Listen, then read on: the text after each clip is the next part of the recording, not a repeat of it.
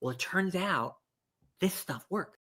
First is, well, when I was a kid, I suffered from depression and kind of got through my teen years alive and, survived that.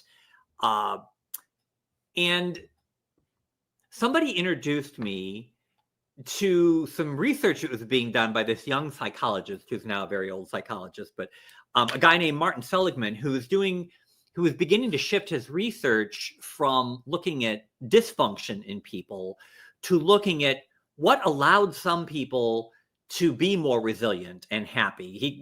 He eventually called the field of study learned optimism. Mm-hmm. Anyway, I came across his work and started following him and learning about this, what was then, it was an emerging field of positive psychology. Mm-hmm. And the things that I learned along the way were that just about anything that you want to get better at, if you can figure out a way to do it, to practice it, you can build strength in that. If you want to be more optimistic or you want to be more grateful, well, practice telling positive stories about the future for optimism, or practice being thankful today for what you have, even if you're having a really bad, shitty day and and I started doing that kind of stuff. And, eventually I graduated university, I got married, we had kids, and I used some of these principles to raise my kids. Okay.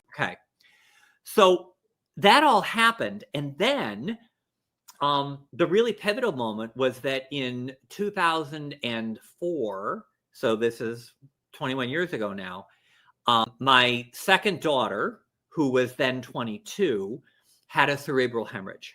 And she was in her junior year at college, and she died. It was horrible, and we were really knocked for a loop. Hundreds and hundreds of people came, and what was phenomenal was that everybody who came through the line said, "Oh, Kara was one of the most positive people I knew."